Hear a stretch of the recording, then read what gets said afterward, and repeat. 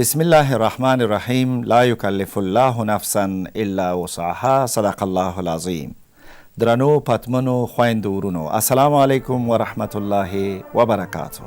قدرمنو، په حکومت باندې د وګړو د سرپناه حق یو د هغوی د اساسي حقونو نه دی. ولی په خواشینۍ سره باید ووایم چې په تیرو څو کلونو کې حکومت په دې نه دی توانېدلی چې د خپلو وګړو دغه حق څنګه چې لازمه ده ادا کړي. تر اوسه پورې زما د هیواد د دفاعي او امنیتي ځواکونو د شهیدانو کورنۍ په یوې نمرې ځمکې پسې هره ورځ د یوې او بلې ادارې دروازې ټکوي. زما علما، د ښوونځیو پوهنتونونو استادان او نور بېوزله هم بې سرپناه په سختو مشکلاتو کې شپې او ورځې تیروي.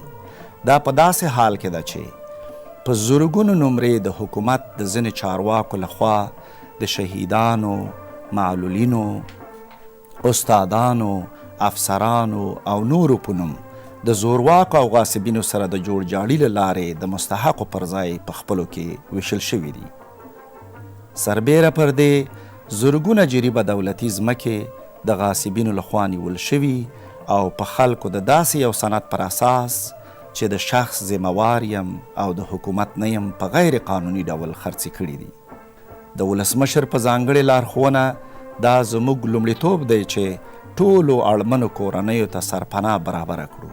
نو په همدې خاطر مو له لومړۍ ورځې څخه د ځمکې د غاصبینو پر وړاندې جدي مبارزه پیل کړې تر څو یې د قانون منګولو ته وسپارو، د غصب شویو ځمکو حساب ورسره وکړو او بالاخره دغه ځمکې اړمنو او مستحقو کورنیو ته د قانون په رڼا کې په شفاف ډول توزیع او د منظم عصري ښارګوټو په شکل تنظیم کړو.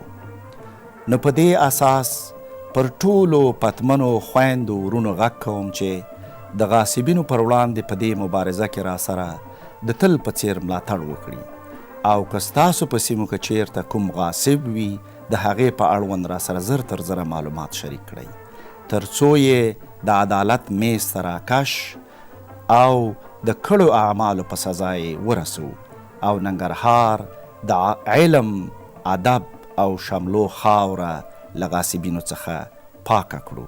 والسلام علیکم ورحمت الله وبرکاته.